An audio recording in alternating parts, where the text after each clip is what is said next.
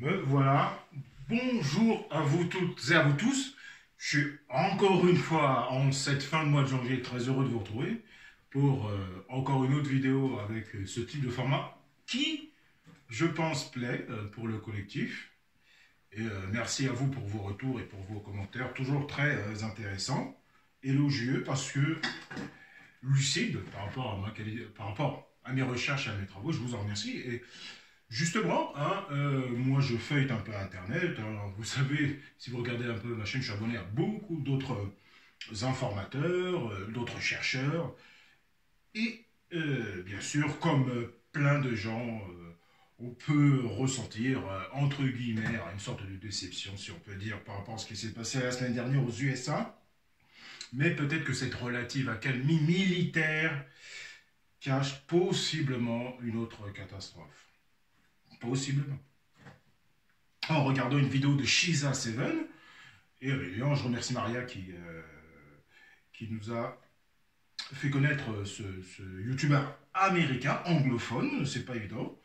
Je vous ai montré un autre anglophone qu'au Lion Noir, et puis là on a Shiza Seven, qui est un autre youtubeur anglophone américain, et en regardant ces vidéos, ça m'a un peu remémoré ces vidéos précédentes, notamment aux dates de la 7e semaine de Daniel.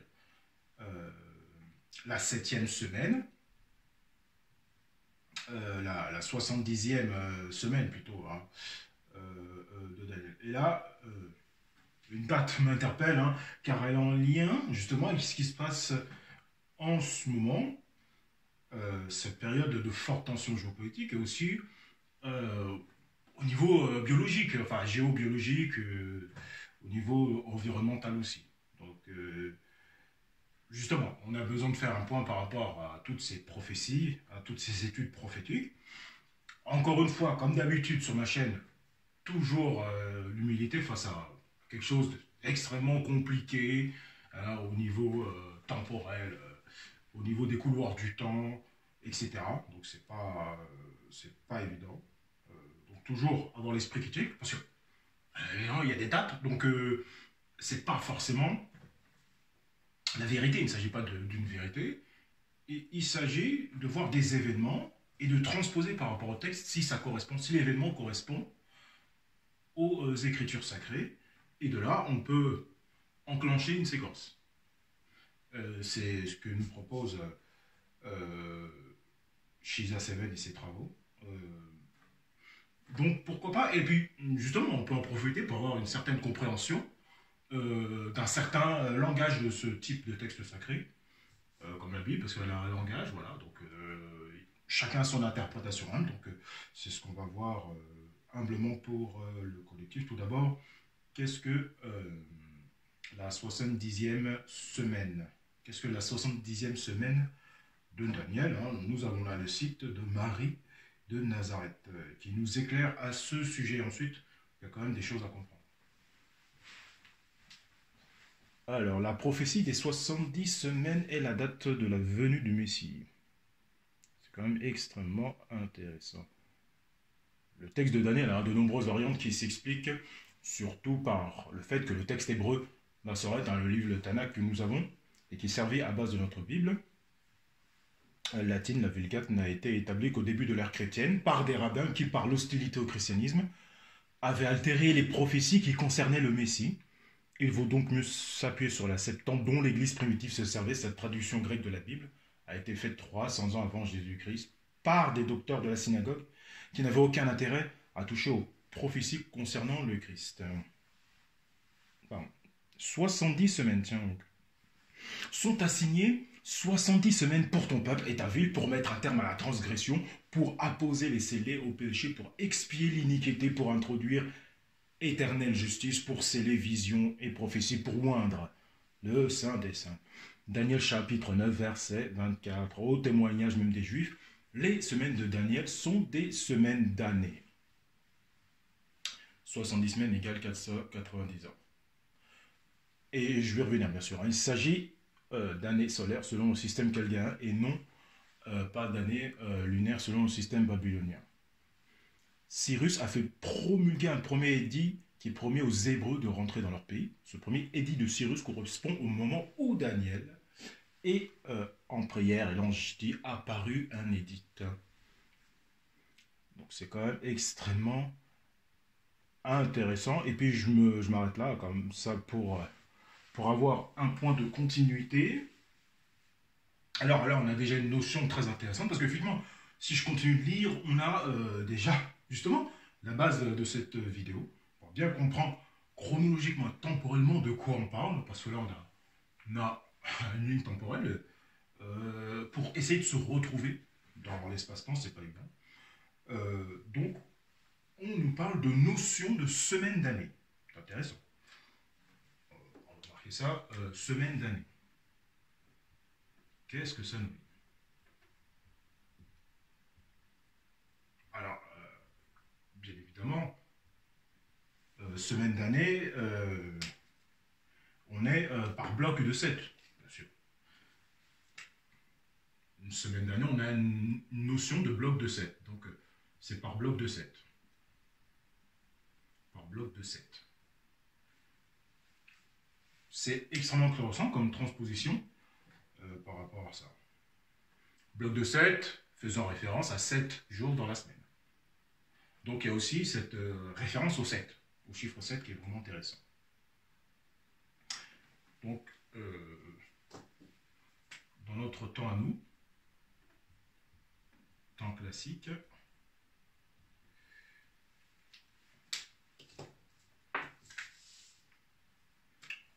qui peut vouloir dire, comme on est dans une logique de semaine d'année, on pourra dire un jour égale une année finalement. C'est ça qui est extrêmement intéressant, par semaine d'année. Donc on est dans un raisonnement de semaine. Et la semaine, le volume global de la semaine, c'est 7 jours. Donc comme on est dans une logique de semaine d'année, à l'intérieur de la semaine, on a 7 jours. Donc un jour correspondra à une année. Tout simplement. Et donc, 7 jours égale une semaine, donc. Égale une semaine. On va plutôt mettre, pour mieux comprendre finalement, comme d'habitude j'ai prévu, pour le coup, effectivement, 7 jours cette année, bien évidemment. Et oui, et c'est là où ça nous donnera une semaine. Une semaine d'année. J'ai mis un S à une semaine. Je sais qu'en français, on est assez précis, notamment avec la langue des oiseaux. Donc, il faut être avisé aussi sur ce plan-là.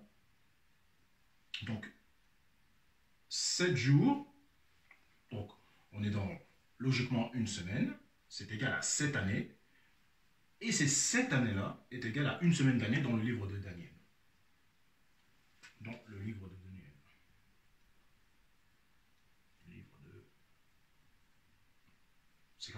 C'est quand même extrêmement intéressant. Alors, bien sûr, 14 jours, c'est-à-dire 2 semaines finalement, 14 jours est égal à 14 années, donc 2 semaines. Dans 14 années, 2 semaines quand même. Hein. Donc 21 jours, et donc 3 semaines d'année, etc. Donc si on nous dit par exemple 7 semaines, ça équivaudra à 49 ans, tout simplement. Puisqu'il faudra toujours faire x 7 à chaque fois. Si on nous dit 62 semaines, ce sera x 7, puisqu'on nous dit qu'une semaine, c'est 7 années. Donc si on nous dit 62 semaines, c'est 62 x 7 années. Et oui, puisqu'une semaine, c'est 7 jours. Tout simplement. Donc ça, c'est la base de compréhension pour comprendre le texte de Daniel. N'hésitez pas à revenir sur cette séquence pour essayer de mieux comprendre, parce que, oui, il faut revenir, parce que, voilà, c'est une compréhension, et c'est vraiment pas évident. Alors, bien sûr, ici, je sais pas si vous voyez un bien, j'espère, hein, le livre de Daniel.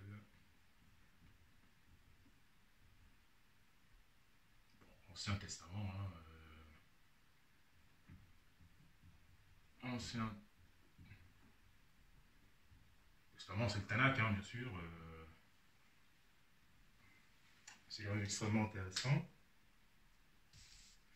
C'est basé sur la prophétie des 70 semaines. Hein. C'est une prophétie, hein, bien évidemment. C'est pas forcément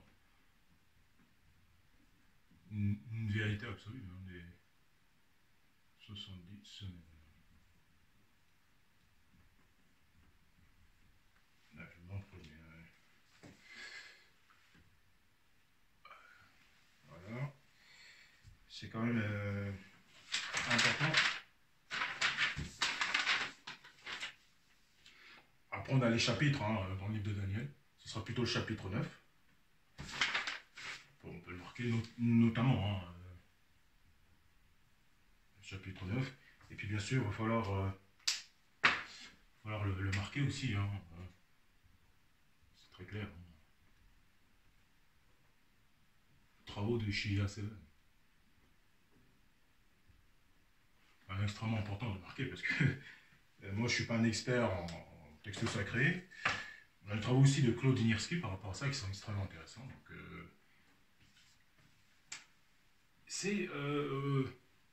moi, j'apporte ma pierre à l'édifice en complément d'information pour qu'on puisse comprendre. Donc, voilà, maintenant qu'on a compris un peu la base, c'est-à-dire que quand on nous parle de certaines semaines, on multiplie par 7. On multiplie par 7 à chaque fois. Une semaine, une semaine de Daniel, c'est 7 ans.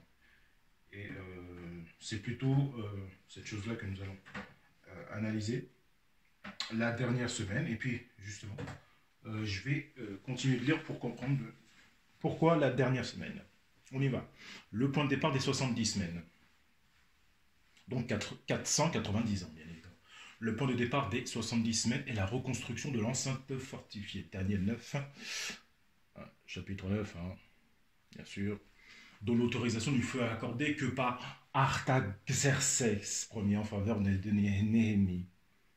Au mois de Nissan, la 20e année du roi Artaxerxès, Néhémie dit au roi: s'il plaît au roi et que tu sois satisfait de ton serviteur, laisse-moi aller en Juda, dans la ville des tombeaux de mes pères, que je la reconstruise. Et le roi m'autorise à partir. Artaxerxès a régné en association avec son père. Xerxès, on voit dans le film, hein, 300 bien évidemment, à partir de moins 478. Et il a régné seul à partir de moins 465. La 20e année de son règne, qui correspond, donc moins 478, plus 20 est égal à moins 458 de notre ère. Donc, les 70 semaines commencent donc en 458 avant notre ère, comptée en années solaires et religieuses. Et donc là, nous avons les 70 semaines, mais en décompte de 3 blocs. Une de 7 semaines, c'est-à-dire 49 ans, une autre de 62 semaines, 434 ans, et la dernière de 7 ans. Intéressant comme bloc. Dans l'explication donnée par l'ange Gabriel, les 70 semaines sont alors décomposées entre périodes. Prends-en connaissance et intelligence depuis l'instant que sortit cette parole, qu'on revienne et qu'on rebâtisse Jérusalem, jusqu'à un prince Messie, 7 semaines et 62 semaines, restauré, rebâti, placé en rempart, mais dans l'angoisse des temps. Donc le premier bloc, c'est intéressant. De 458 à 409, donc c'est 49 ans, bien évidemment, c'est-à-dire 7 semaines d'année, qui sont une période expiatoire après le meurtre de Loin. Durant ces années, les Juifs ont payé tribut très élevé en punition du meurtre de Jésus, assassiné par Judas dans le temple. Judas n'avait pas supporté que le gouverneur perse nomme son frère Jéshua souverain sacrificateur. Intéressant. 62 semaines d'année, le terme des 62 semaines, soit l'an 26, ne correspond ni à la naissance ni à la manifestation publique de Jésus, mais cette année est marquée par la nomination du grand prêtre Caïphe et du gouverneur Ponce Pilate. Autrement dit, cette année marque l'investiture pour ces deux personnages de la fonction qui fera d'eux les principaux auteurs du procès de la mort de Jésus. La profanation du temple spirituel. Ah, la dernière semaine, c'est ce qui nous intéresse. C'est-à-dire 7 ans. Il reste donc 7 ans dans la réalité solaire. Hein. Il reste donc une semaine pour faire le compte des 70 semaines. Et c'est alors que le livre d'Anaïas semble tout compliqué en parlant d'une demi-semaine, c'est-à-dire 3 ans et demi. Le compte des 70 semaines annoncé en début ne semble plus coïncider la réponse qu'il ne faut pas traduire demi-semaine, mais milieu d'une semaine. Incroyable. Alors tout s'explique.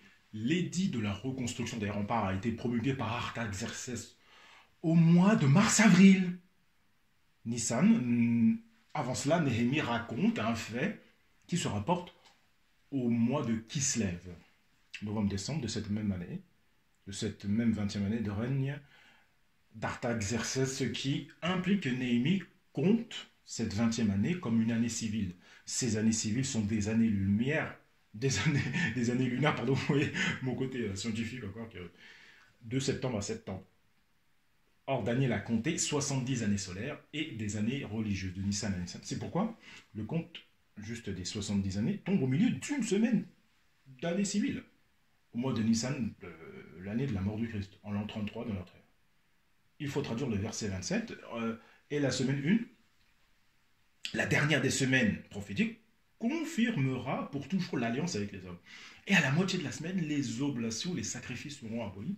Puis sur le temple sera l'abomination et la désolation. Et la désolation ne finira qu'avec la fin des temps. L'accomplissement en Jésus-Christ dans l'évangile de Saint Matthieu, Jésus dit, lors donc que vous verrez l'abomination de la désolation dont a parlé le prophète Daniel, installé dans le saint lieu, que le lecteur comprenne, alors que ceux qui seront en Judée s'enfuient dans les montagnes. Matthieu 24, ces paroles de Jésus reprennent ce verset de Daniel. Et sur l'aile du temple sera l'abomination de la désolation jusqu'à la fin, jusqu'au terme assigné pour le désolateur, qui vient juste après l'annonce de la mise à mort d'un Messie. C'est quand même extrêmement intéressant.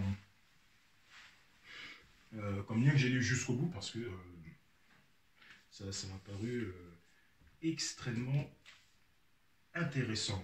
Alors, après avoir compris toutes ces choses-là, alors selon ces travaux, des 70 semaines, et la dernière semaine surtout, on va plutôt marquer ici, on va plutôt analyser la dernière semaine, là maintenant on l'a compris, puisqu'il reste une semaine, la question c'est de savoir quand, qu'est-ce qu'on vit en ce moment, quelle séquence historique on vit en ce moment.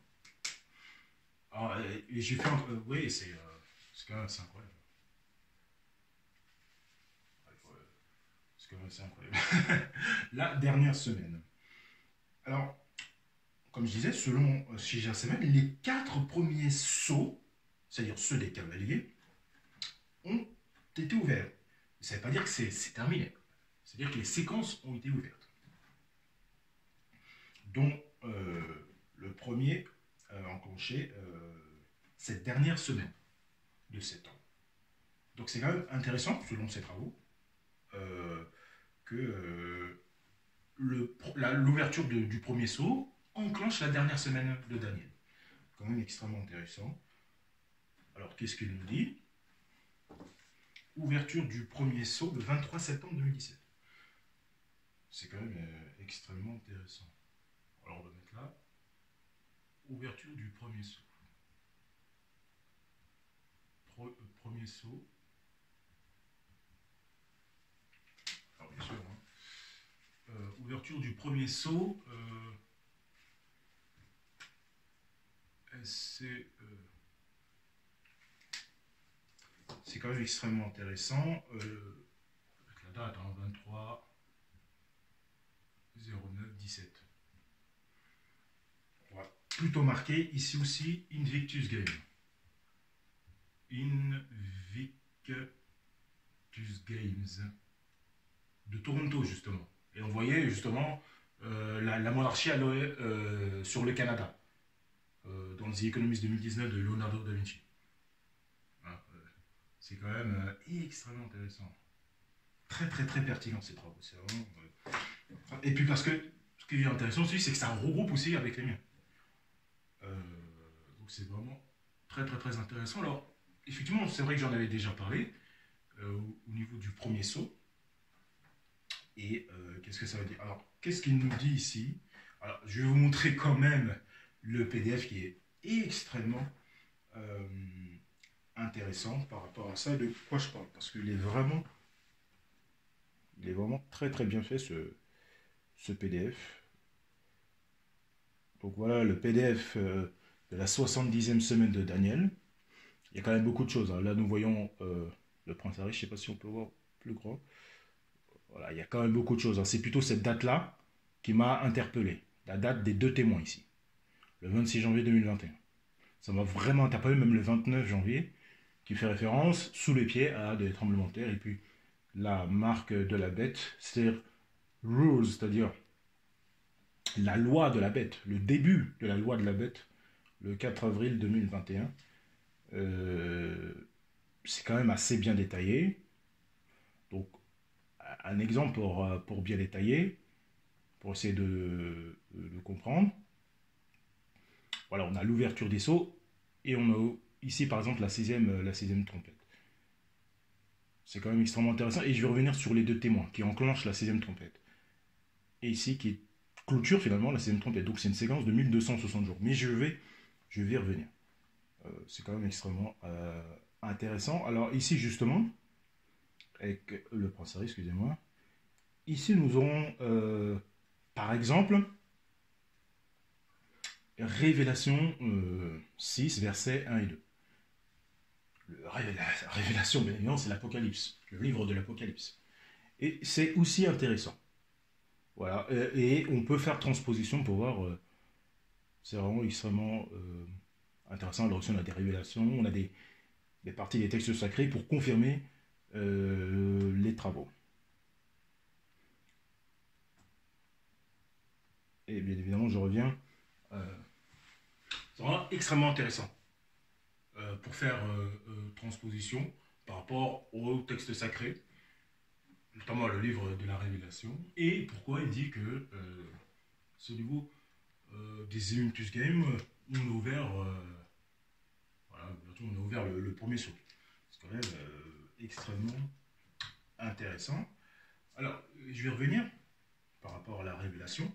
Évidemment, on va essayer de comprendre globalement sur espoir, vie, espoir, vérité, les 7 sceaux du livre de l'Apocalypse. On va essayer d'être le plus didactique possible. Le livre de l'Apocalypse décrit 7 sceaux devant être ouverts avant le retour de Jésus-Christ sur terre. Que représente-t-il? L'Apocalypse, ce n'était pas un rouleau de parchemin scellé de 7 sceaux devant être décachetés ou ouverts avant le second avènement de Christ. Apocalypse 5, un rouleau de parchemin est présenté à Christ au ciel. Ce papyrus ou parchemin scellé de 7 sceaux contient un scénario d'événements devant se produire avant et pendant le second avènement de notre Seigneur. Donc l'Apocalypse représente un rouleau scellé de 7 sceaux qui sera rouvert avant le retour du Christ. Ce 5e chapitre honore Jésus et déclare qu'il est le seul à être jugé digne d'ouvrir ses sceaux ou de révéler ce qu'il représente. Moi, je suis plus, voilà, au niveau de la révélation, justement, d'où l'Apocalypse, et les textes qu'on a juste après. Donc, dans le livre de la Révélation, de l'Apocalypse, le Christ, il révèle les informations. Donc, pour le coup, c'est une sorte d'informateur super avisé, pour le coup. C'est quand même extrêmement intéressant. Donc, moi, je suis partisan du fait ou de révéler. Révéler, révélation. Donc, là, pour moi, voilà, c'est très clair. Bien que cet événement se produise avant même l'ouverture de ces sceaux. D'autres éléments qui sont davantage un survol d'autres événements, y compris ceux devant se produire plus tard, sont aussi insérés dans ce chapitre. Par exemple, Apocalypse 5, 9, 10 parle d'être rachetés, qui seront rois et sacrificateurs sur la terre, et le verset 13 parle de toutes les créatures qui sont dans le ciel, sur la terre, sous la mer, qui louent Dieu le Père et l'agneau. The Lamb. L'agneau, c'est The Lamb. Loin d'indiquer un enlèvement secret des saints avant l'ouverture des sceaux, ces versets indiquent ce qui se passera après ce moment-là, quand le plan de Dieu sera accompli. Après avoir donné cet aperçu, le chapitre 6 et les chapitres successifs expliquent plus en détail comment cela se produira, comment il n'y aura finalement que les justes qui resteront. C'est juste louange. Quant au résultat final du plan divin, nous notons que lorsqu'un nouveau ciel et une nouvelle terre sont instaurés, Apocalypse 21, seuls les fidèles, ceux qui ont vaincu, demeurent. Celui qui vaincra héritera ces choses, je serai son Dieu, et il sera mon fils. Mais pour les lâches, les incrédules, les abominables, les meurtriers, les débauchés, les magiciens, les idolâtres et tous les menteurs, leur part sera dans l'état ardent de feu et de soufre, ce qui est la seconde mort. Le jour vient où toutes les créatures dont parle Apocalypse 5.13 loueront Dieu le Père et Jésus-Christ. Pour en savoir plus sur les saints, bien évidemment, y aura-t-il un enlèvement secret? Ça peut être intéressant, l'enlèvement. Et il en parle justement dans les 70 semaines. Shija 7. Les 4 cavaliers de l'Apocalypse. Les 4 premiers sceaux et leur signification pour les habitants de la terre étant présentés métaphoriquement comme des messagers chevauchant des montures de couleurs différentes, et on les appelle communément les 4 cavaliers de l'Apocalypse. Le mot Apocalypse vient du mot grec apokalypsis, signifiant divulgation, révélation. Par conséquent, lorsqu'il est question de ces 4 cavaliers, il est question de ce qu'ils représentent. C'est bien des révélations. Les 4 premiers sceaux faisant l'objet de notre article, que représentent les 4 cavaliers de l'Apocalypse. Et on va en parler brièvement. Donc voilà, ce qui nous intéresse, c'est le fameux prince Harry. Le fameux premier sceau, un cheval blanc. Quand le premier sceau fut ouvert, l'apôtre Jean écrivit « Je regardais, et voici parut un cheval blanc. Celui qui le montait avait un arc, une couronne lui fut donnée, et il partit en vainqueur et pour vaincre. » En comparant les sceaux aux événements annoncés par Christ dans sa célèbre prophétie du monde des Oliviers, on découvre qu'il s'agit d'une séduction religieuse. Donc je vais revenir sur PDF qui est vraiment extrêmement intéressant déjà. Voilà, c'était ça plutôt, Apocalypse 6.14. Voilà, donc là nous avons, qu'est-ce que ça nous dit ici? Révélation 6, 1 et 2. Révélation 6, 1 et 2. Donc on va sur le site JCR3 Free, quand même extrêmement intéressant. Là on a tout le texte de l'Apocalypse. Et ça nous parle de Apocalypse 6, 1 et 2. Et je regardais l'agneau ouvrir un des sceaux et j'entendis l'un des 4 animaux qui disait d'une voix du tonnerre, viens et vois. Or, je regardais et voici un cheval blanc, celui qui a été monté dessus avait un arc, on lui donnait une couronne. Et il partit en vainqueur et pour remporter la victoire. Alors, essayons de comprendre cet événement avec Invictus Game, les jeux Invictus. Et pourquoi ça nous parle de séduction religieuse? C'est quand même assez intéressant. Pourquoi ça nous parle de séduction religieuse? On va essayer de comprendre ça. Le prince Harry s'est posé ces questions après une visite en 2013 au Warriors Game, jeu de guerrier aux États-Unis destiné aux membres du personnel militaire en 5 combattants blessés et malades.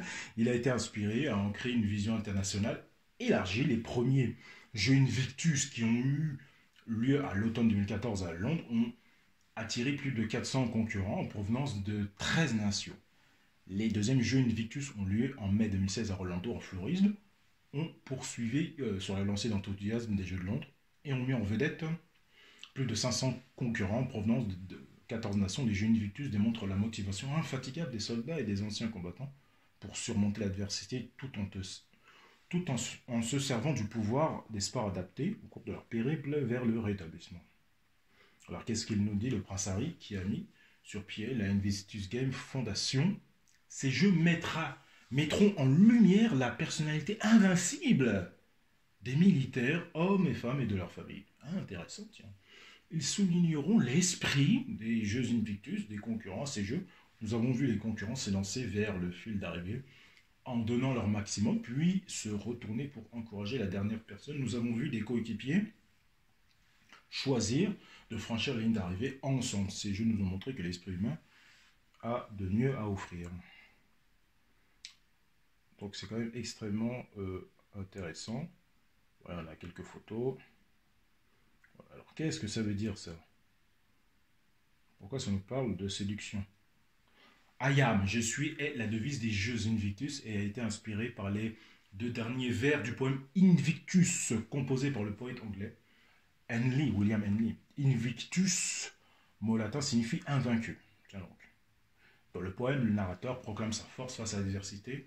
Je suis reflète et définit le principal but des jeux, offrir un endroit où faire des réalisations personnelles ou concourir pas seulement contre d'autres personnes, mais aussi contre soi et ou prouver que je suis le maître de mon destin, je suis le capitaine de mon âme.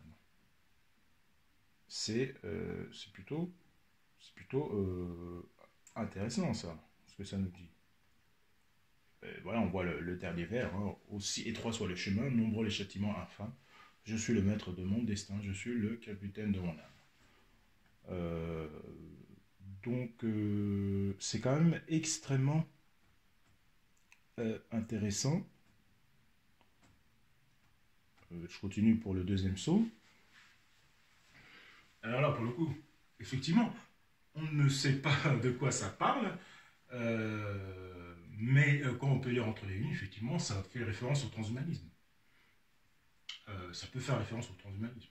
Donc, et on voit bien dans les films, avec les robots militaires. Et puis on a eu un film récemment sur ça avec Anthony Mackie, l'acteur, avec une sorte d'homme bionique. Effectivement, ça fait penser à ça. Un homme bionique militaire, c'est ce que montre Netflix, les films Netflix, et effectivement, c'est ça une Invictus Game, ça t'enverse de cette volonté-là. Là, effectivement, je suis le maître de mon âme, de mon esprit, ou enfin, je ne sais quoi. Donc, oui, ça fait penser à ça, effectivement, oui, c'est une séduction religieuse. Oui. Et ça, c'est vraiment intéressant. Alors, le PDF, le second PDF, enfin, le second PDF, toujours le même PDF, avec l'ouverture du second saut. Alors, il faut que j'écrive plus petit parce que je ne vais pas avoir trop de place. Alors, plutôt ici, hop là. Ouverture du second saut, hein, quand même. Premier saut. Second saut. Alors, je pense que j'ai bien fait, je vais avancer un peu plus. Ici, on a plutôt, ici on a un événement ici qui est extrêmement intéressant. Le 26 mars 2018, avec le sacrifice de 2 agneaux. Sacrifice de 2 agneaux. On va mettre l'Inde en anglais. C'est un événement quand même majeur. Et puis, en 2019, nous avons 2 ouvertures de saut successivement. Puis le quatrième, je sais que vous le connaissez, bon, c'est pas... On peut même déjà mettre le 4e saut par rapport au Corona. De toute façon, vous avez vu le PDF, donc il n'y a pas beaucoup de surprises. Ici, on va mettre le second saut. Alors, évidemment, on va voir le second saut, de quoi ça parle. On va voir les prophéties bibliques. Je continue. Le deuxième saut, un cheval roux. Lorsque le second saut fut ouvert, Jean déclara, il sortit un autre cheval roux. Celui qui le montait reçut le pouvoir d'enlever la paix de la terre, afin que les hommes s'égorgent les uns aux autres, et une grande épée lui fut donnée. Apocalypse 6.4. Ce second saut, ce second cheval, correspond à l'explication suivante du Christ. Vous entendrez parler de guerre et de bruit de guerre, et une nation s'élèvera contre notre nation. Matthieu 24, 6, 7. C'est quand même extrêmement intéressant. Alors, de quoi ça parle? Bien évidemment. Nous avons le traité INF. Nous revoyons le PDF, hein, bien sûr. Ici, nous voyons INF Treaty. L'ouverture du second saut. C'est quand même très intéressant. Alors, sur Challenge, hein, c'est un site classique, il n'y a pas besoin de... C'est juste pour l'info, hein, désarmement nucléaire, Moscou suspend sa participation, hein, j'en avais parlé dans les The Economist. La Russie a suspendu lundi 4 mars, début 2019, donc, l'accord de désarmement nucléaire, hein, INF, Washington et Moscou s'accusent mutuellement de violer ce traité signé à la fin de la guerre froide qui abolit l'usage des missiles terrestres de portée intermédiaire. Le président Vladimir Poutine a officiellement suspendu le lundi 4 mars la participation de la Russie au traité de désarmement nucléaire INF, signé avec les États-Unis pendant la guerre froide et dénoncé début février. Accusation mutuelle. Et ouais, et oui. Et oui, il parle de nation contre nation. Et là, on a accusation mutuelle. C'est incroyable. Selon un décret rendu public par le Kremlin et qui entre en vigueur dès sa signature, la participation de Moscou est suspendue jusqu'à ce que les États-Unis cessent les manquements à leurs obligations découlant du traité ou jusqu'à l'arrêt de sa validité. Washington se verra prochainement notifier cette décision, ajoute le décret. Les deux puissances s'accusent mutuellement de violer le traité sur les armes nucléaires de portée intermédiaire. Signé à la fin de la guerre froide en 1987, ce texte crucial abolit l'usage par elle seule des missiles terrestres d'une portée de 500 à 5500 km. On est quand même dans des grandes tensions là en ce moment. Hein. La suspension de la participation au traité INF.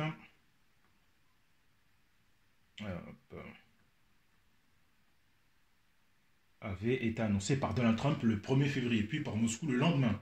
Donc le 2 février. On est bien d'accord. Hein. Et voilà la précision de M. Shiza7. 2 février, second mois de l'année. C'est très précis ces travaux. C'est vraiment, pour le coup, là je reviens sur Challenge, voilà, c'est très clair.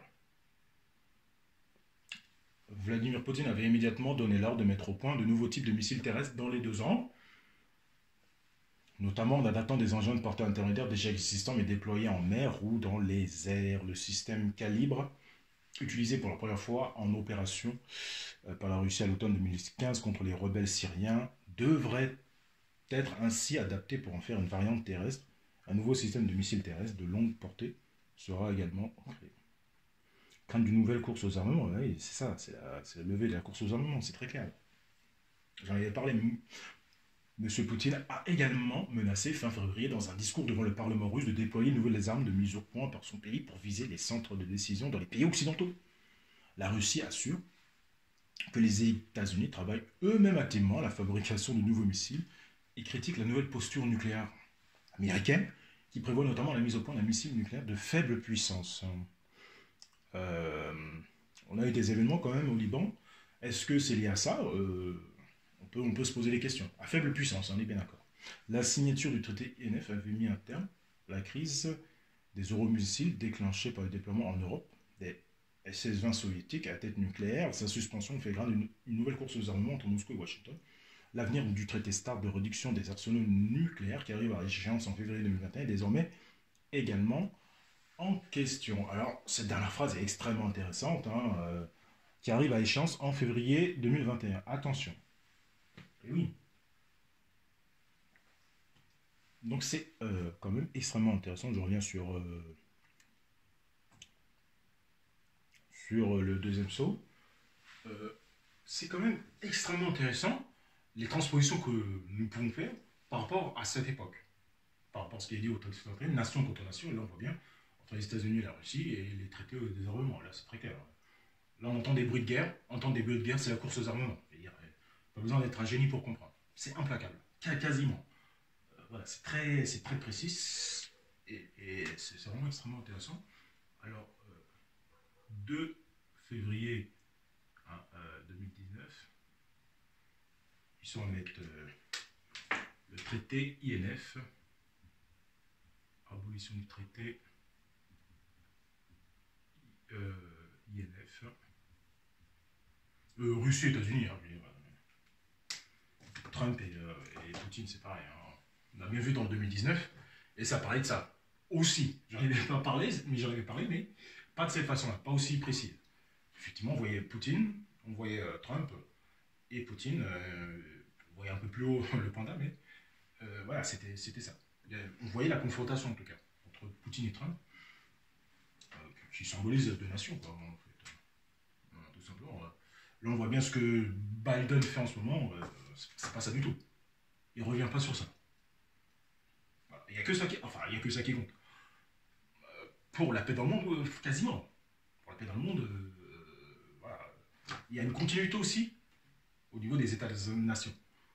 Biden n'enlève pas tout non plus, notamment par rapport à ça. Donc voilà pour le deuxième saut. Et le troisième saut, nous y allons. Alors, bien sûr, hein, tout Land Sacrified, c'est dans l'Exode, le 26 mars. Donc c'est quand même extrêmement intéressant, hein, comme information. Bon, vous pouvez aller sur Internet, hein, sacrifice de agneaux, 26 mars 2018, il n'y a aucun souci. Pour le troisième saut, on y va. Le troisième saut, un cheval noir. Quant au troisième saut, j'en dis, quand il ouvrit le troisième saut, j'entendis le troisième être vivant qui disait « Viens, je regardais, et voici paru un cheval noir. Celui qui le montait tenait une balance dans sa main. Une balance peut-être pour peser le blé. On le voit bien dans les économistes aussi. Hein. Ça fait référence à ça aussi. Et j'entendis au milieu des quatre êtres vivants, dans une voix qui disait « Une mesure de blé pour un denier et 3 mesures d'orge pour un denier. Mais ne fais point de mal à l'huile et au vin. » Apocalypse 5. Cette description imagée symbolisait l'enseignement de Christ qu'il y aura en divers lieux, effectivement, des famines avant son retour. Et ça, c'est très, très vrai. C'est ce qu'on voit en Afrique, mais pas qu'en Afrique, encore une fois. Voilà. Donc, l'ouverture du troisième saut, c'est l'ouverture d'une séquence. Mais pourquoi le 4 avril 2019? Et puis là, on voit bien, hein, Covid-19, et puis le début de la prophétie des deux témoins, le 26 janvier 2021. Alors ça peut, c'est intéressant. Le plus intéressant, c'est aussi d'avoir un repère temporel.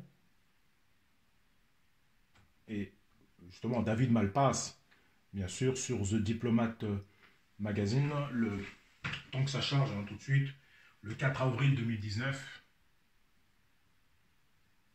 4-04-19, l'ouverture du troisième saut, concernant l'effondrement, en réalité, puisque si le prix du blé est 3 fois celui de l'or, on voit bien ce qui se passe avec les criquets, etc. Tout ça, ça revient. On voit bien, il me semble, la Russie bloque. J'ai peut-être pas fait assez de recherches poussées par rapport à ce qui se passe au niveau du blé, mais c'est vraiment extrêmement intéressant. C'est l'ouverture d'une séquence, mais ça ne veut pas dire qu'elle est conclue. En fait, l'ouverture d'un saut, c'est pour signifier l'ouverture d'une séquence, et c'est très important de le comprendre. Tout ça, c'est en cours.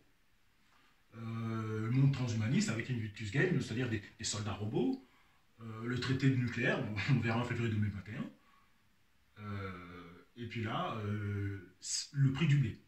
Le prix du blé, on a déjà les famines en Afrique et ailleurs, malheureusement, et donc c'est en cours. Hein, pourquoi le 4 avril? C'est ce que nous allons voir.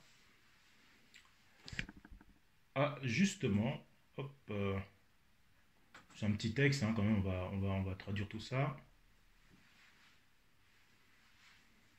David Malpass nommé président de la Banque mondiale. Et on va voir cette photo. Et là, pour le coup, je suis complètement d'accord avec Shiza Seven. Là, pour le coup, quand on voit cette photo, on a Trump qui fait oh.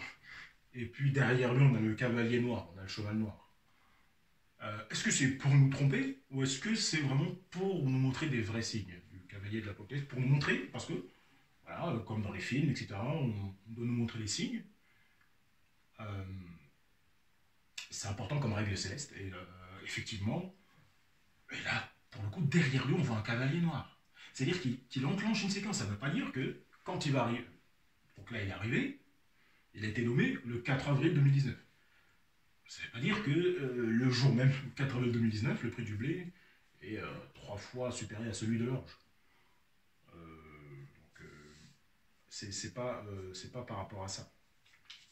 C'est juste pour dire que c'est l'ouverture du troisième sceau. C'est la symbolique. C'est ça que ça signifie.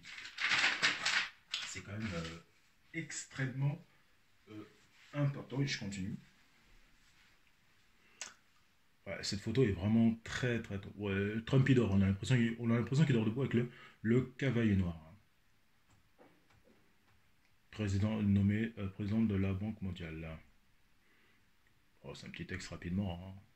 David Malpass, un haut fonctionnaire du Trésor américain dans l'administration de Trump, a été choisi à l'unanimité comme prochain président de la Banque mondiale. La sélection de Malpass par le conseil d'administration de la banque a suivi un processus de nomination ouvert et transparent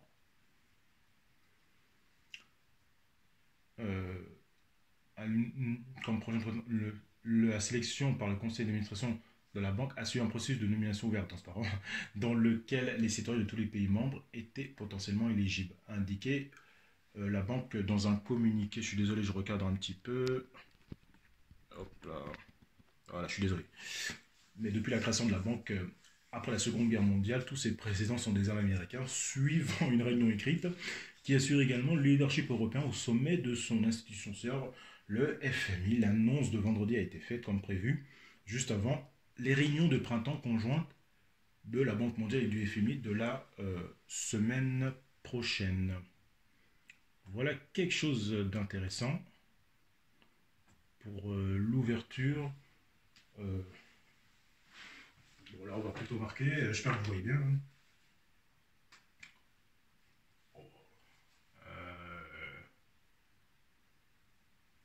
World Bank, hein, World Bank présidente, avec une ouverture de séquence. Après,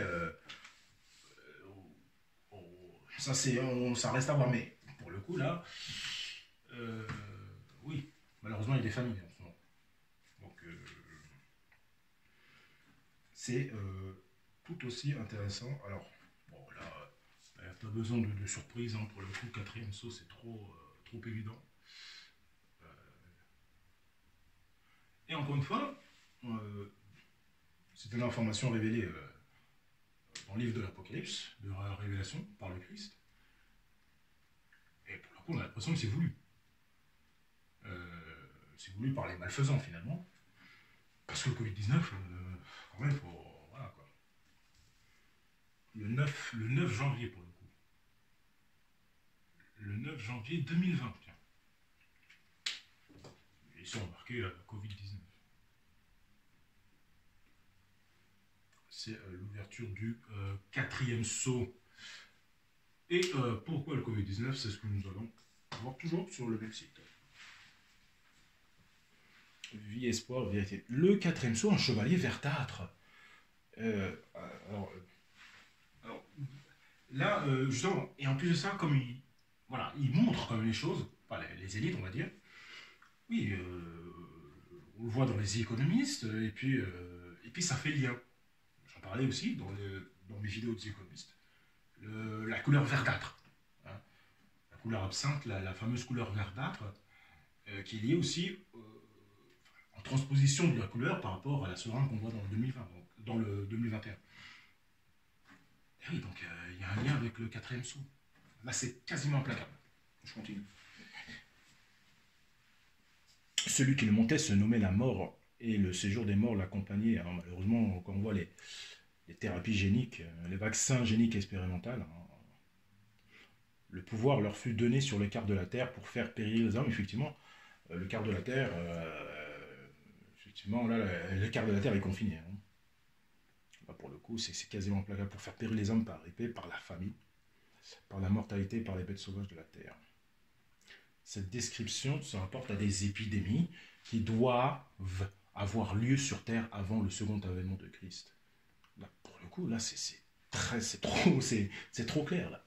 Les événements représentés par les 4 premiers sceaux, la séduction religieuse, la séduction religieuse avec transhumanisme, la guerre avec le traité, l'abandon des traités de non-prolifération des armes emportées, la famine, qu'on voit déjà en ce moment, malheureusement, Et les épidémies, effectivement, on est d'accord, se produisent déjà, étant des signes annonçant l'imminence du second avènement de Jésus. Ils ne sont que le commencement des douleurs. Les fameuses douleurs. Alors, je ne veux pas dire d'autres mots, peut-être, c'est peut-être pas ça. Donc, ces événements effrayants vont s'intensifier vers la fin. Alors, c'est quand même extrêmement intéressant. Euh, Déjà, d'essayer de trouver des repères temporels par rapport à la dernière semaine de Daniel. C'est quand même intéressant. Ce sont des travaux, encore une fois, d'accord, on a des dates, etc. Oui, mais ce qui est important dans l'esprit, c'est, bien évidemment, je mettrai en lien le PDF, mais c'est de comprendre ce qu'on vit. Par rapport aux manières, aux logiques prophétiques, etc. Après, les dates, voilà. Là, on parle d'une séquence. Là, est-ce que le prix du blé et de l'orge diffère comme ça? Pas encore. Donc, mais ça annonce l'effondrement à venir.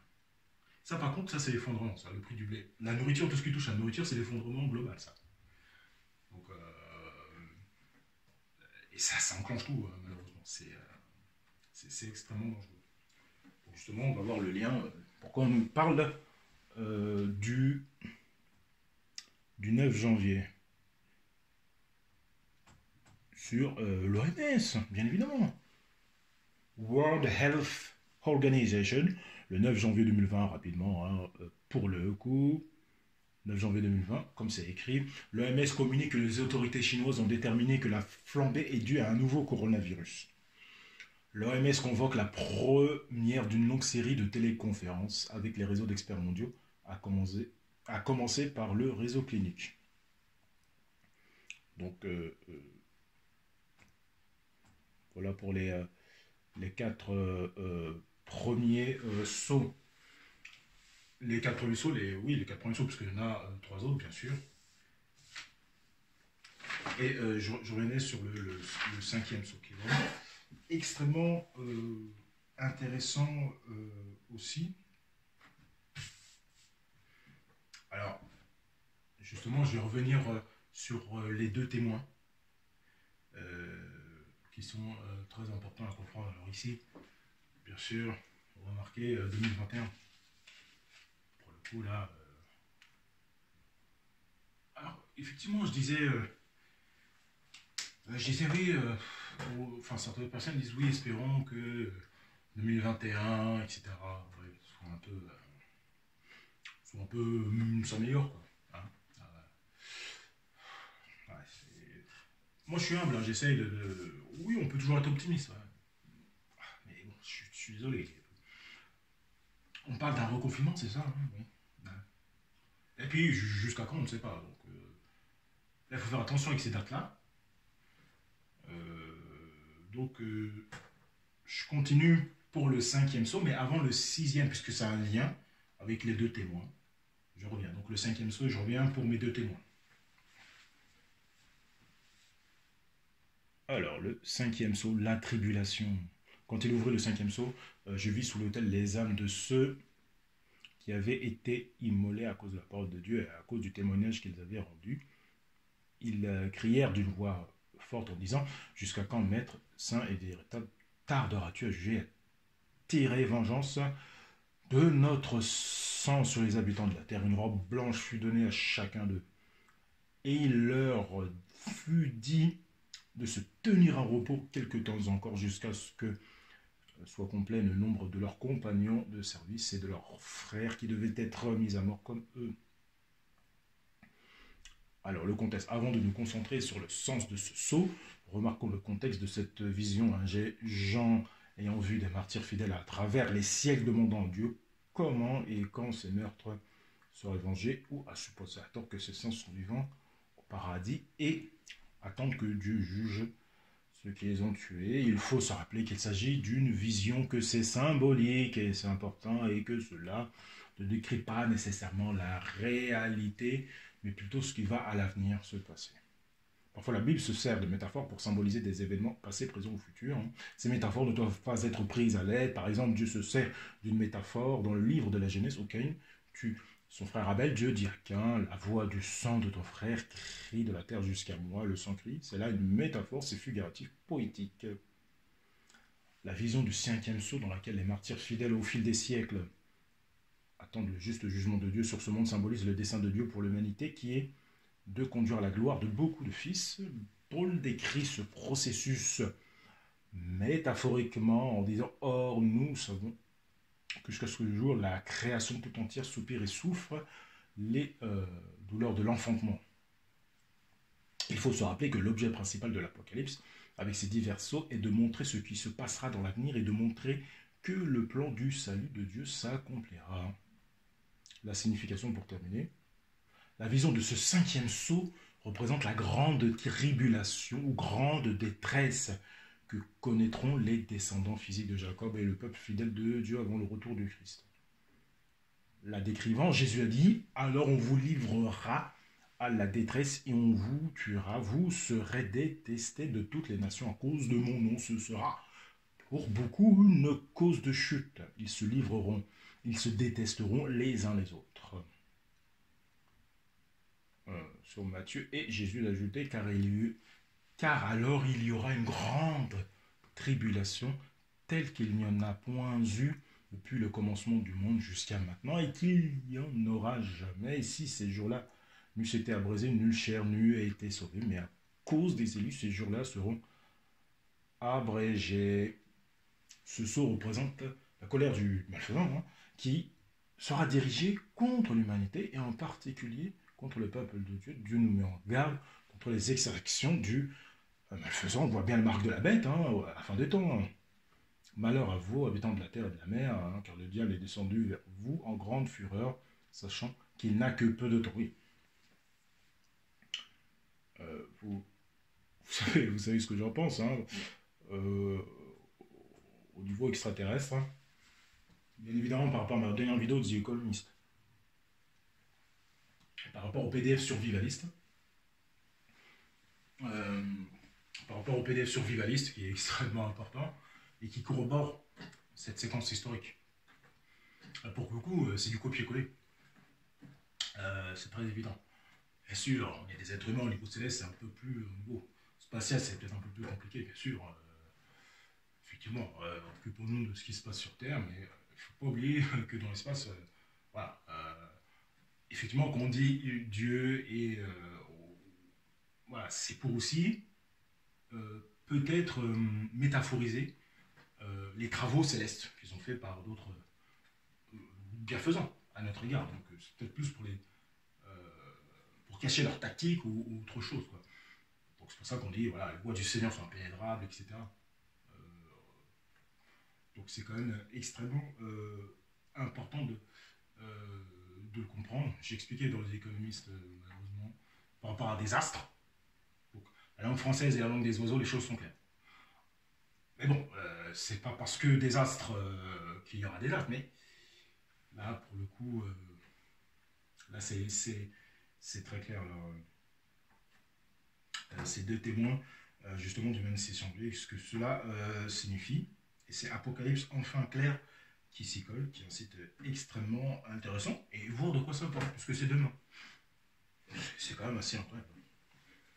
On va sur Apocalypse enfin clair. Bon, je montre ce PDF. D'habitude, je montre pas les croquis, mais il est vraiment exceptionnel ce PDF. Donc il faut l'avoir bien en tête, c'est pour ça que je le montre. Alors qu'est-ce que c'est que les deux témoins? Alors, rapidement, de nombreuses similitudes apparaissent dans la Bible, ce qui prouve une fois de plus l'unité et l'origine divine de la Bible, pourtant écrite sur une longue période de temps. Voici quelques points importants qu'il est intéressant de mettre en parallèle. Ils prophétiseront, les deux témoins, donc two witnesses, ils prophétiseront habillés de sacs pendant 1260 jours. Donc c'est quand même extrêmement intéressant. Non, bien évidemment, je vous ai montré le croquis. Bon, alors, là on peut dire cinquième saut, mais bon là pour le coup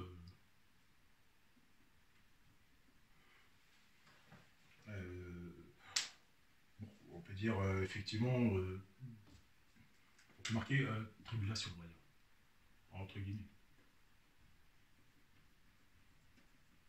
Effectivement, par rapport aux travaux de Shija 7, on se retrouve le 5 mars. C'est vraiment incroyable. Le 5 mars 2021. L'abomination de la désolation qu'on voit dans Matthieu 24. Alors là, pour le coup, c'est quand même extrêmement intéressant pour l'ouverture du 5e sceau.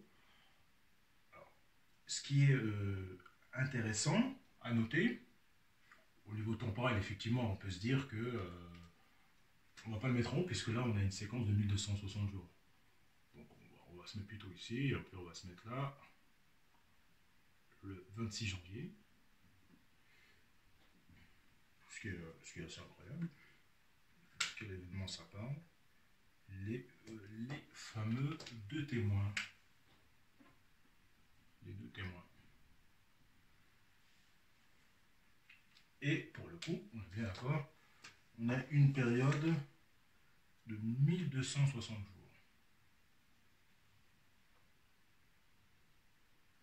C'est quand même extrêmement intéressant. On a 1260 jours. Donc c'est l'enclenchement d'une séquence historique, le 26 janvier 2021. Je continue de lire. C'est intriguant tout ça. Les sacs sont associés à des messages de deuil, voire d'extermination, allusion aux habitants de Ninive, condamnés par Dieu, et aux Juifs dont l'extermination était prévue au temps de la reine d'Esther. Les deux témoins ont des messages de mort et de destruction liés au temps de la fin et à l'intervention de Dieu. Ils vont prophétiser pendant 1260 jours, ou 42 mois, ou 3 ans et demi. Donc encore une fois, on est à, on va dire une demi-semaine de Daniel, puisqu'on a 3 ans et demi. On a 3 ans et demi.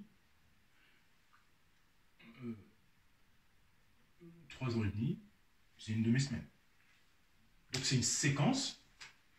Hein, c'est une séquence, tout simplement. C'est extrêmement intéressant. Une séquence de 1260 jours. À partir du 26 janvier, je continue. Ça m'intéresse. Alors pour terminer, hein, parce qu'il y a beaucoup de choses, et juste après je vais voir la synthèse, comme ça résume un peu tout. C'est 2 chandeliers et 2 oliviers, la source de l'énergie, l'huile et ses effets lumière. Les chandeliers éclairent, allusion aux chandeliers,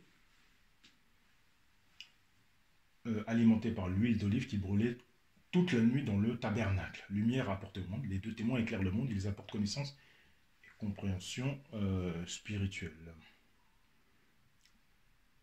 Alors, lien avec des sauterelles. Je parlais de sauterelles, hein, que ce soit en Afrique ou en Arabie.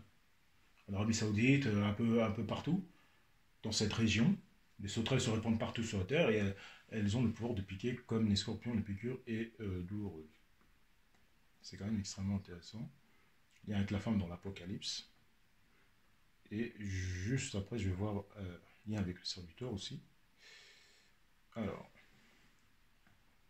voilà la synthèse. Ce qui m'intéresse. La période de la grande tribulation va durer 7 ans, elle se divise en 2 parties. Alors, une première partie de 3 ans et demi au cours de laquelle les humains sont avertis de l'imminence de l'intervention divine. Effectivement, on a été très avertis. Que ce soit ce qui se passe dans le ciel, certains nuages, même tremblements de terre, ou il y a une multitude de signes. Hein, je veux dire, c'est incroyable. Ce travail d'éclairage, d'avertissement, enseignement sera assuré, notamment par les sauterelles, les deux témoins, l'esclave fidèle et avisé, la femme. Donc, qu'est-ce que nous réservent les sauterelles? Alors ça, c'est assez intéressant.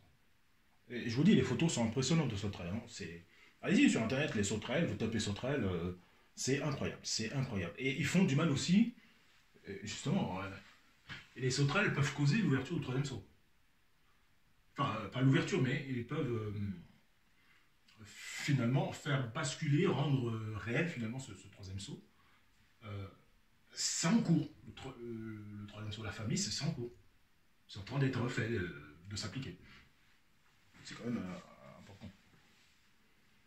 Une deuxième partie du 3 ans et demi également au cours de laquelle les fidèles chrétiens seront opprimés, les deux témoins sont mis à mort, la femme s'envole dans le désert, le parvis du temple de Dieu sera piétiné par les nations. De tout cela, il ressort que les deux témoins ont nombreux pouvoirs, éclairent, chandelier l'humanité, en fournissant la connaissance, l'huile, et causent bien les tourments en prophétisant la fin prochaine de l'intervention de Dieu. Leur témoignage dure 1260 jours au cours de la première période de la grande tribulation. Ils regagnent leur position dans le ciel après leur résurrection, c'est-à-dire à la fin de l'interdiction de l'œuvre chrétienne, quand la terre viendra au secours de la femme. Les sauterelles portant des couronnes d'or, des visages d'hommes et des cheveux de femmes, et qui tourmentent dans le monde entier, ceux qui n'ont pas l'empreinte de Dieu, elles ont à leur tête un roi. C'est intéressant. On parle de sauterelles qui ont une tête de couronne, ça peut faire penser à ça aussi. Oui, effectivement, au niveau physique, on a des sauterelles, mais ça peut faire aussi.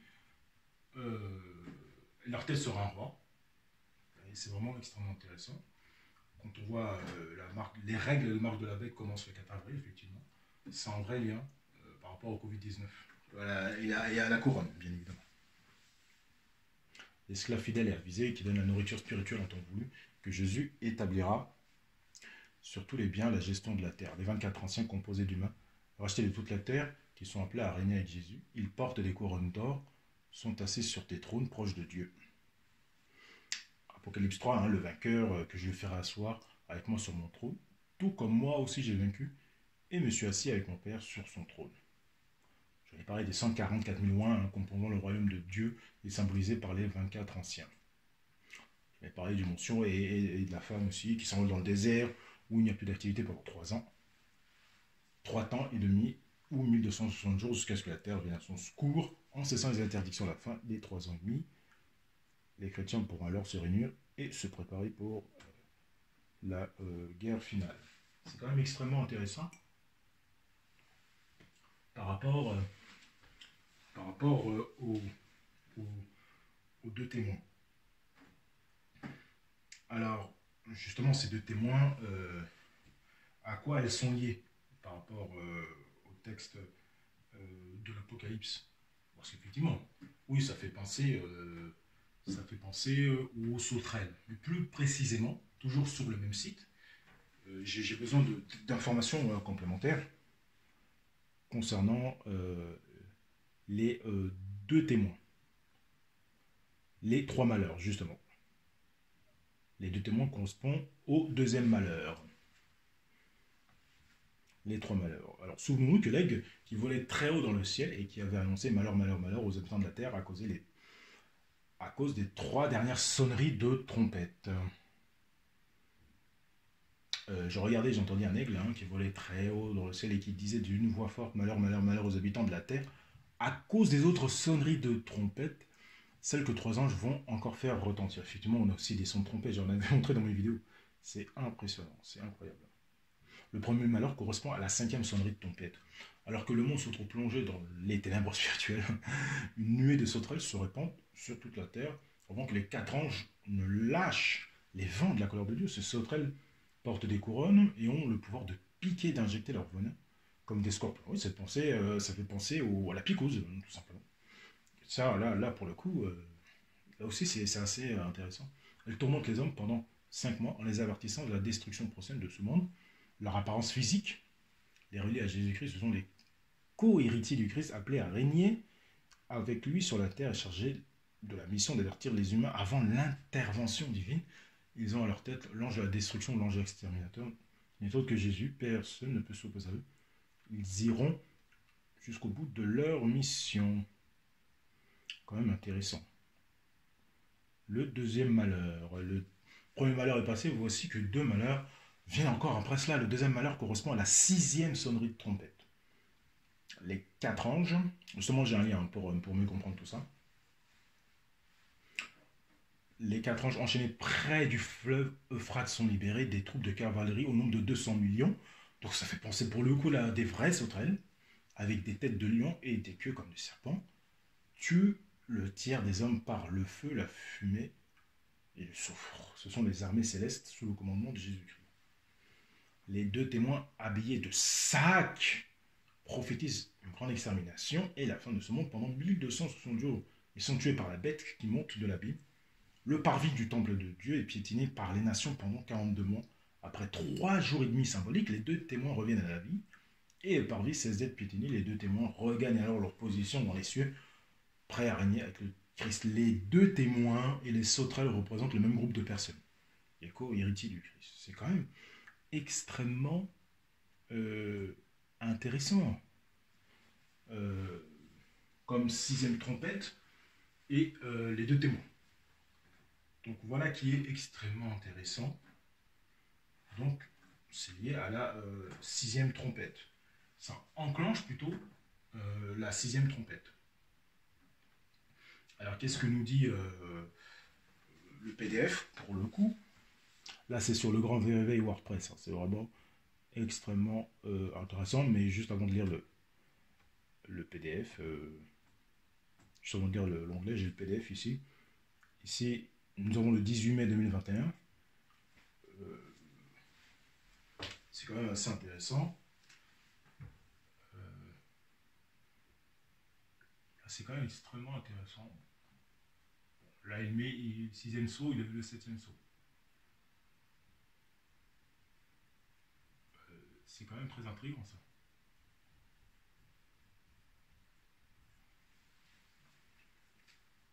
C'est quand même très très très intéressant.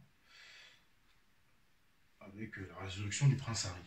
Alors là, pour le coup, ça me laisse pantois. On va plutôt marquer ici l'enlèvement, tout simplement. Alors, de quoi ça parle alors, pour le coup,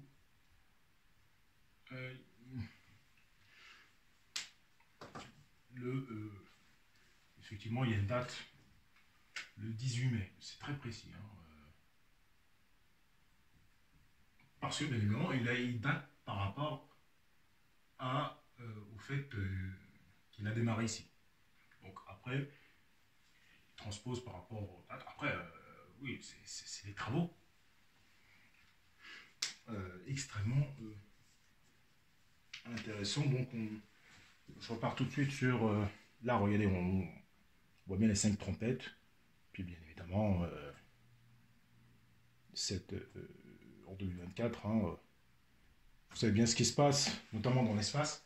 Ça va être assez compliqué. Au niveau de la planète, pas de mentir aux gens, mais je veux dire, là, les choses vont être claires. 2024, il va se passer quand même beaucoup de choses, je pense. Donc, qu'est-ce que ça nous dit? Nous allons entrer très prochainement dans une période essentielle de l'histoire de l'humanité, celle de l'accomplissement des prophéties du jour de colère, le fameux Dies Irae qu'on voit encore dans Verdi, hein, dans The Economist, en anagramme.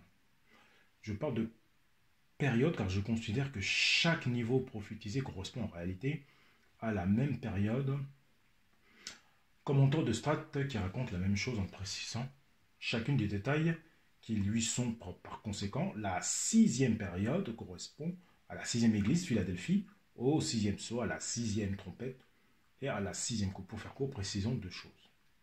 La 6e période constitue une rupture.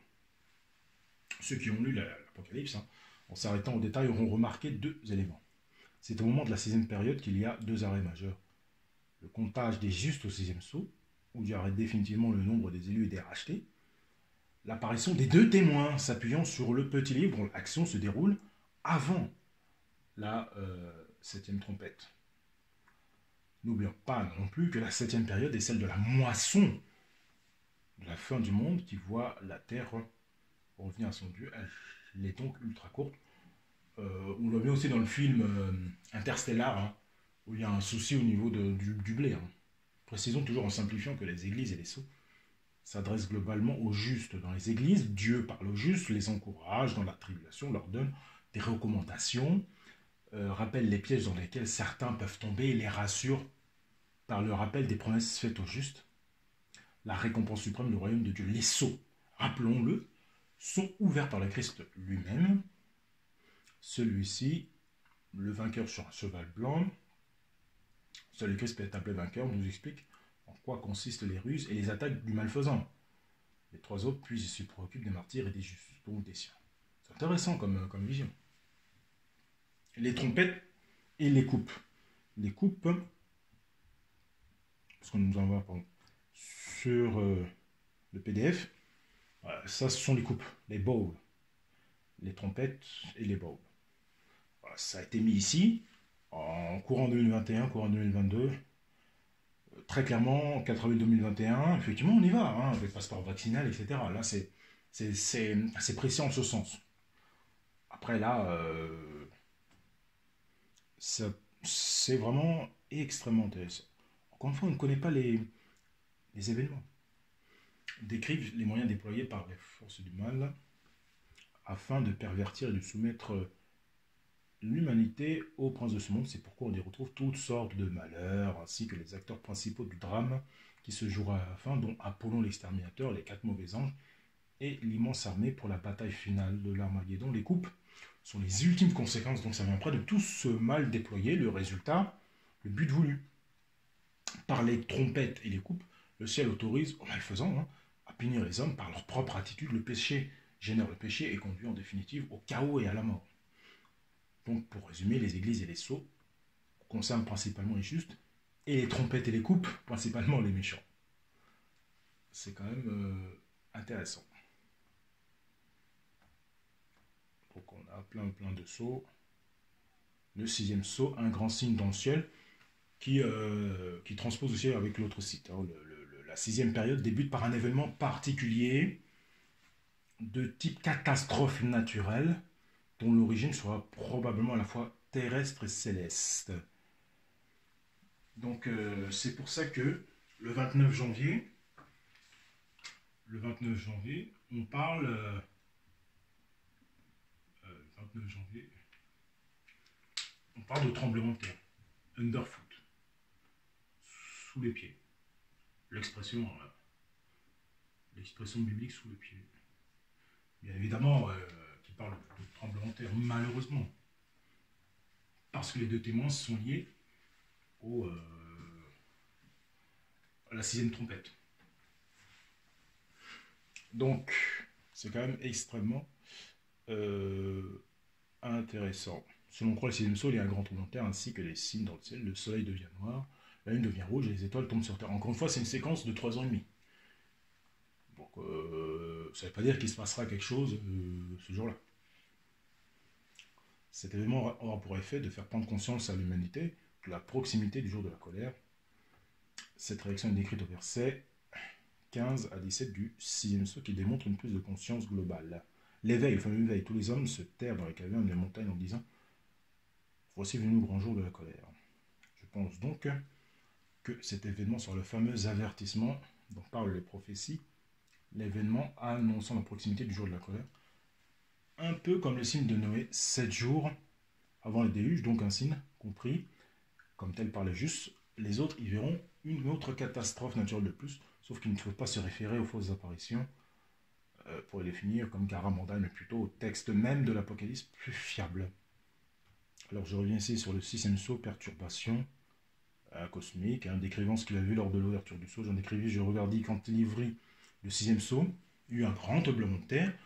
Comme je disais, le soleil devient noir comme un sac de crin, la lune entière devient comme du sang et les étoiles du ciel tombèrent sur la terre, comme le fil vert d'un figuier secoué par un vent violent. Le ciel se retira comme un livre qu'on roule, et toutes les montagnes et les îles furent remuées de leur place. C'est quand même extrêmement intéressant. Ces événements surnaturels ont été prédits longtemps à l'avance, comme signe du jour de l'Éternel, de l'époque du retour du Christ ici-bas. Le prophète Joël décrit cette période comme un jour de ténèbres et d'obscurité, jour de nuée et de brouillard, et à un moment où le soleil et la lune s'obscurcissent et les étoiles se retirent de leur éclat, les cieux de la terre sont ébranlés. Quand ces événements impressionnants se produiront, l'humanité se rendra compte que Dieu est en train de châtier les habitants de la terre pour leur désobéissance à ses lois. Les rois de la terre, les grands, les chefs militaires, les riches, les puissants, tous les esclaves et les hommes libres se cachèrent dans les cavernes et dans les roches des montagnes. Et il disait aux montagnes, aux rochers, tombez sur nous et cachez-nous devant la face de celui qui est assis sur le trône et devant la colère de l'agneau, car le grand jour de sa colère est venu. Et qui peut subsister? Alors, effectivement, on a vu ensemble dans les économistes, voilà, au niveau de la planète, comment ça se passe. Donc c'est quand même extrêmement intéressant. Donc là, en voyant les 1260 jours, c'est quand même extrêmement intéressant. Puis le troisième malheur, ça parle qui correspond à la septième trompette. C'est quand même extrêmement intéressant. Il y a plein d'autres choses intéressantes, mais non, je ne vais pas tout lire. Hein. C'est quand même extrêmement intéressant. Alors, justement, pour conclure, hein, les deux témoins sur billet de sac prophétisent pendant 1260 jours et correspondent au second malheur, ça appartenant à la sixième trompette liée à l'annonce de grands cataclysmes tels tremblements de terre. Alors, on parle de l'Euphrate au niveau des deux témoins et des anges qui sont libérés de l'Euphrate. Il faut voir, on a beaucoup de sauterelles dans cette zone. On parle de tremblements de terre. Donc, ça me paraît assez. Ça me paraît vraiment intéressant de le montrer. Voilà, déschématiser, oui, on peut mettre les trompettes ici, bien sûr. On peut mettre les trompettes. On peut mettre les trompettes ici. Et ici les bols, bien sûr. Les coupes plutôt. Et puis bien sûr, hein, juste après, bon, pour le coup, vous avez vu le PDF, qu'est-ce que ça nous dit? Ici, on sera plus vers 2024. Mais bon, après, quand on sait juillet 2024, ça risque d'être compliqué hein, avec la bataille.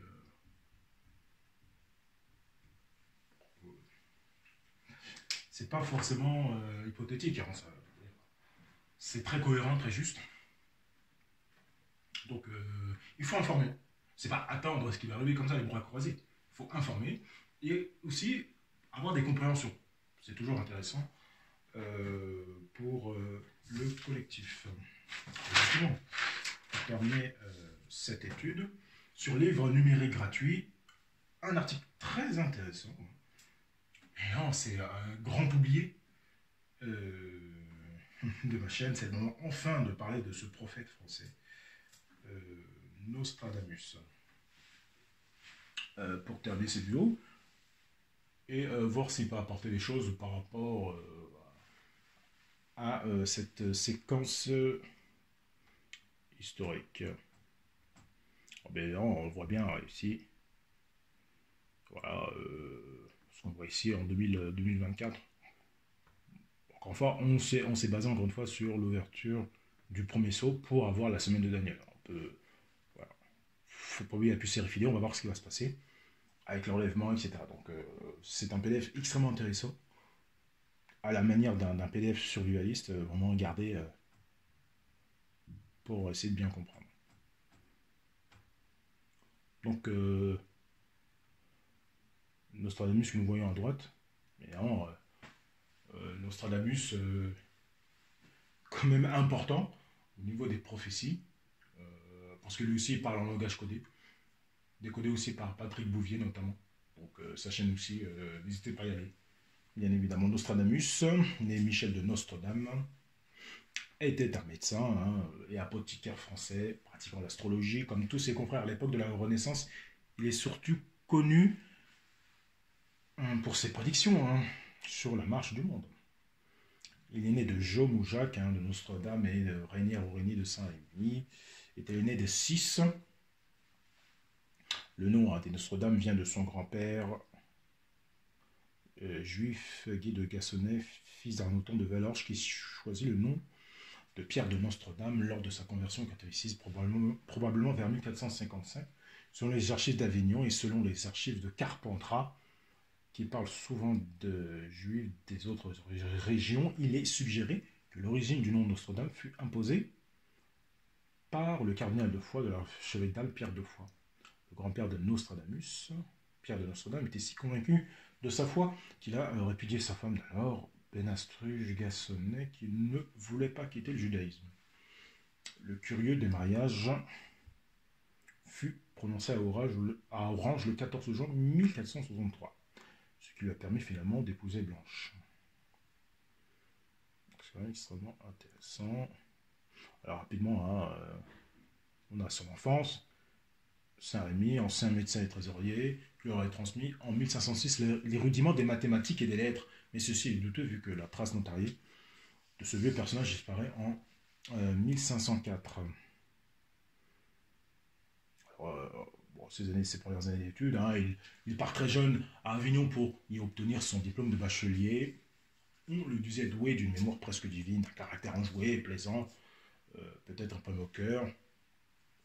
Ses camarades leur appelé le jeune astrologue parce qu'il leur signalait et leur expliquait les phénomènes célestes. Mystérieux alors pour beaucoup, les spiritulantes, les météores, les astres, les brouillards. Il dut apprendre aussi la grammaire, la rhétorique et la philosophie. Mais il doit quitter l'université après un an seulement, et donc son diplôme à cause de l'arrivée de la peste, fin 1520, 9 ans plus tard. Ayant cependant pratiqué comme apothicaire, il s'inscrit à la faculté de Montpellier pour essayer d'y gagner son doctorat en médecine. Il se fait connaître grâce aux remèdes qu'il a mis au point en tant qu'apothicaire, dont les fameuses boules de senteur, mais il est bientôt expulsé pour avoir exercé ce métier manuel interdit par les statuts de la faculté. Son inscription de 1529 et sa radiation sont les seules traces de son passage à Montpellier. On ne connaît pas de documents attestant qu'il a été docteur d'une autre université. Mais sans être affirmatif, la plupart des érudits du XXe siècle pensent qu'il n'est pas possible que l'expulsion de Nostradamus ait été temporaire, qu'il soit devenu quand même diplômé de l'université de Montpellier, comme il prétendait aussi, en ajoutant des détails supplémentaires peu croyables. Certains commentateurs très tardifs, comme Gounod et Astruc, bien qu'il lui ait manqué le premier diplôme nécessaire pour accéder au doctorat, car les noms de plusieurs des diplômes connus de cette université sont absents eux aussi des registres, à moins que ceux-ci n'aient pas été de vrais diplômés non plus. Le phénomène du faux docteur étant très connu à l'époque. Mais là, on a la suite de sa vie, bien sûr. Il y a quand même plein de choses. Alors, bien, je termine ici. En 1550, il rédige son premier almanach populaire. Alors, je continue. Ça a coupé, désolé. En 1550, il rédige son premier almanach populaire, une collection de prédictions dites astrologiques pour l'année, incorporant un calendrier et d'autres informations en style énigmatique et polyglotte qui devait se montrer assez difficile pour les éditeurs à en juger par les nombreuses coquilles où certains voient le signe que l'auteur était dyslexique. Dès cette date, Michel de Nostredame signe ses quatrains du nom de Nostradamus. Ce nom n'est pas l'exacte transcription latine de Nostradame qui serait plutôt Domina Nostra ou Nostra Domina. En latin correct, Nostradamus pourrait signifier nous donnons d'Amus les choses qui sont nôtres ou nous donnons d'Amus les panacées. Nostrum au pluriel, mais il est également permis d'y voir un travestissement macaronique et très heureux de Nostradame. En 1555, installé à Salon de Provence, il publie des prédictions perpétuelles et donc en théorie selon l'usage de l'époque cyclique, dans un ouvrage de plus grande envergure et presque sans date ciblée, publié par l'imprimeur lyonnais Mathieu Bonhomme. Ce sont les prophéties, l'ouvrage qui fait l'essentiel de sa gloire auprès de la postérité, sa renommée est telle qu'il devient l'un des astrologues attirés de Catherine de Médicis, qui l'appelle à la cour et le fera nommer médecin et conseiller du roi Charles IX en 1564. Puis il repart à Salon où Charles IX, puis Henri de Navarre, le futur Henri IV, vont lui rendre visite. C'est quand même intéressant. Et puis on a quelques séquences avec Henri. Tiens, les prophéties. Comme on l'a dit, dès la première édition des prophéties en 1555, plusieurs éditions sont considérées comme piratées ou antidatées, mais on admet en général que l'édition augmentée, qui porte la date de septembre 1557, fut réellement publiée du vivant de Nostradamus. L'existence d'une édition de 1558 est moins sûre, aucun exemplaire n'ayant survécu. Le livre est partagé en centuries, une centurie étant théoriquement un ensemble de 104 la 7e centurie restant incomplète. La première édition, pleine de références savantes, contient 353 quatrains prophétiques. La dernière, publié 2 ans après la mort de Nostradamus, 942, soit 58 quatrains de moins que les 1000 qu'il avait annoncés, parachevant la milliade. Les prophéties ont donné lieu à la publication de près de 10 000 ouvrages. Parmi les exégètes les plus célèbres, on peut mentionner Anatole Le Pelletier, Varico Ionesco, Jean-Charles de Fontbrune et son père Serge Uta Erika Chitam, qui croit à la préscience de Nostradamus, et Eugène F. Edgar Léonie, Louis Chausser et surtout Pierre Barnamour qui n'y croit pas. Voilà. Puis il y en a eu d'autres. Les plus célèbres quatrains prophétiques. Le plus célèbre des quatrains réputés prophétiques de Nostradamus, c'est peut-être le quatrain de Varèse et le 35e de la première centurie. Le lion Yen le Vieux surmontera en chambélique par singulier duel. Dans cage d'or, les yeux lui creuera. 2 glaces, puis mourir mort cruelle. Selon les adeptes d'une lecture prophétique, ce quatrain faisait référence à la mort dans Henri II. En juin 1559, le roi Henri II affronte le comte de Montgomery. Lors d'un tournoi de chevalerie, il aurait porté, selon ses adeptes tous deux, un lion comme un signe. Henri II reçut la lance de son adversaire dans son casque, selon certains en or, et aurait eu l'œil transpercé. Il mourut 10 jours plus tard. Donc c'est quand même extrêmement intéressant. Et puis on a aussi quelques quatrains qui semblent avoir été copiés. Donc c'est vraiment extrêmement intéressant. Alors pendant cette coupure, voilà, j'ai rajouté la petite flèche par rapport au 6e saut. Voilà, comme ça regroupe bien. Puis 5e saut, tribulation, et 7e saut, enlèvement. Donc c'est à voir. Donc, il faut rester vigilant, bien sûr. Et puis j'ai une dernière partie concernant Nostradamus. Voilà, ça c'était pour présenter son parcours. Un autre article qui m'a particulièrement intéressé concernant le 21e siècle et les prophéties de Nostradamus. Concernant notre séquence dont s'appuie Daniel Davant pour rédiger son livre. Et sur internet, on a un extrait de son livre de 8 pages. C'est quand même extrêmement intéressant. C'est à côté de ce PDF. Un PDF, voilà, pour le coup, très précis, très détaillé. Voilà son livre. Les événements datés par Daniel Davant grâce aux prophéties de Nostradamus. Alors, évidemment, comme d'habitude, la quintessence pour terminer cette vidéo. Les 2 antéchrists du XXe siècle, le 3e antéchrist. Viens à 16 heures entendre, mon fils, que je ne trouve pas mes révolutions qui sont accordantes à révéler inspiration, que le mortel glaive s'approche de nous maintenant par peste et guerre plus horrible qu'à vie de 3 hommes, la ST et famine, lequel tombera en terre et y retournera souvent. Traduction, viens à 7 heures entendre, mon fils, que je ne trouve pas mes révolutions des astres qui sont en accord avec mon inspiration révélée à mon dos de voyance, que le glaive mortel s'approche de nous maintenant par la peste, la guerre ne sera plus horrible avant que les vies des 3 hommes n'adviennent, les 3 antéchrists. Et elles seront accompagnées par la famille, l'être humain tombera en terre et y retournera souvent. Les 2 premiers antéchrists qui sont systématisés l'élimination physique de leurs opposants de tout âge, Hitler et Staline. L'antéchrist 3 bientôt annihilé, 20 et 7 ans durera sa guerre, les hérétiques sont morts, captifs, exilés, sans corps humain, au rougis grêle terre. Alors, qu'est-ce que... Il y a un petit blocage, j'ai l'impression.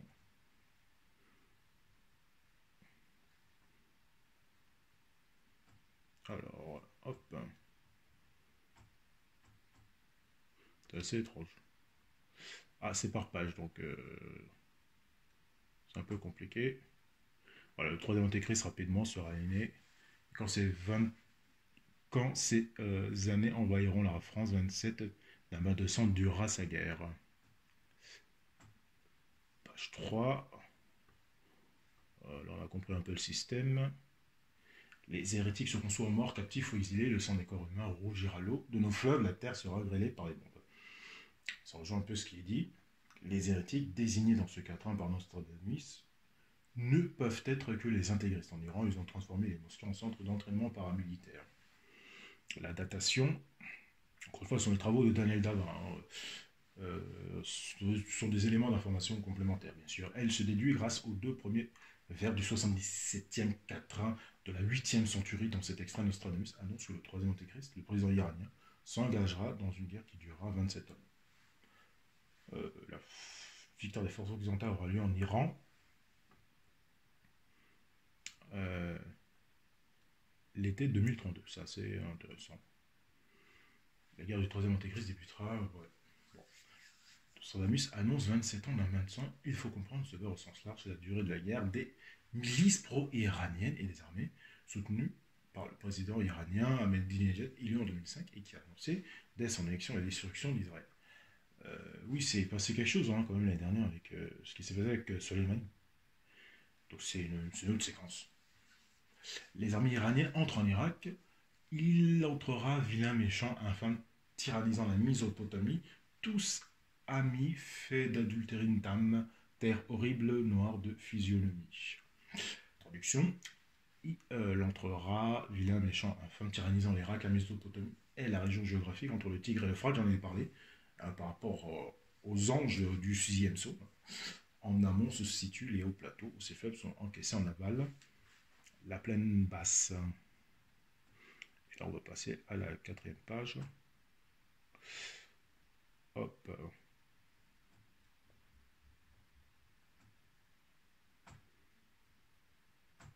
Voilà, 4e page. Délimitée par le Golfe Persique, tous deviendront amis de la République populaire de Chine. D'une amitié adultérine, trompeuse, entre un État athée et les autres intégristes par analogie avec les données astrologiques. La dame adultérine désigne la planète Vénus, maître de la balance, qui est le symbole de la Chine. On le voit encore une fois dans les économies avec la balance, donc ça peut être lié à ça. Tout comme le World Bank président. La Terre deviendra d'une physionomie horrible noire qui calcinée. La grande bande et secte crucigère se dressera en Mésopotamie, du proche fleuve, compagnie légère, que telle loi tiendra pour ennemi. Traduction. La grande armée menée par un esprit sectaire qui crucifiera les êtres humains se dressera en Mésopotamie. Elle formera un véritable feu qui envahira tout, telle une compagnie légère. Qu'une telle loi, l'intégrisme, l'humanité tiendra pour ennemi.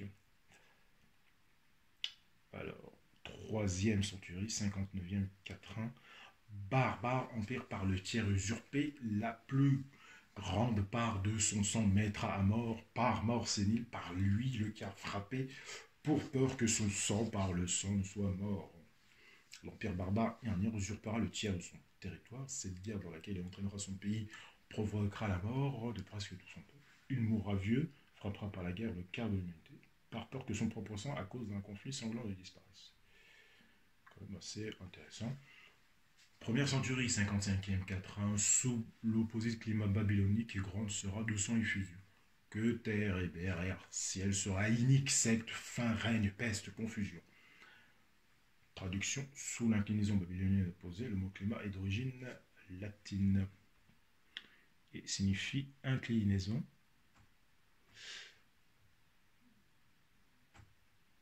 Qui en astronomie est une valeur angulaire qui permet de positionner un lieu. Alors, qu'est-ce que ça nous dit? Tous deviendront... Alors, je repars en page 5. Désolé, hein. C'est un peu compliqué cette affaire. Alors, grande sera l'effusion de sang à tel point que même pour la terre et la mer, l'air et le ciel, ces événements seront iniques. La confusion atteindra les gouvernements, les règnes et les religions, les sectes, les pestes chimiques et atomiques engendreront la famine. C'est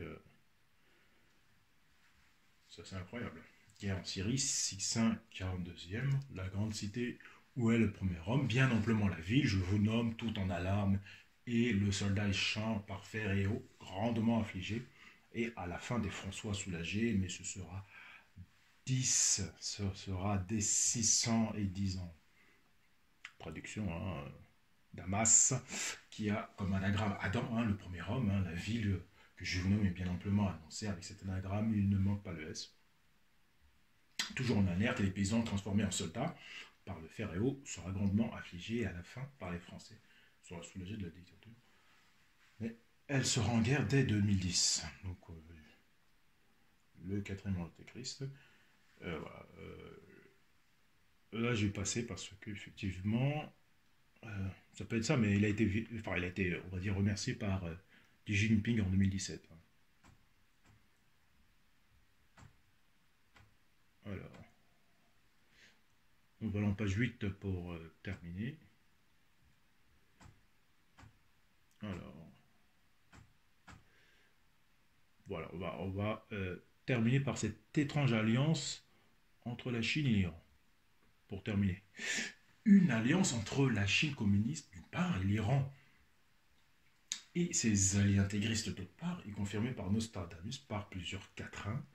7e centurie, 36e quatrain, le deuxième vers de celui-ci porté par Rouge, 7 rases à Byzance. 5e centurie, 4e quatrain, deuxième vers, sera fâché par l'étrange alliance.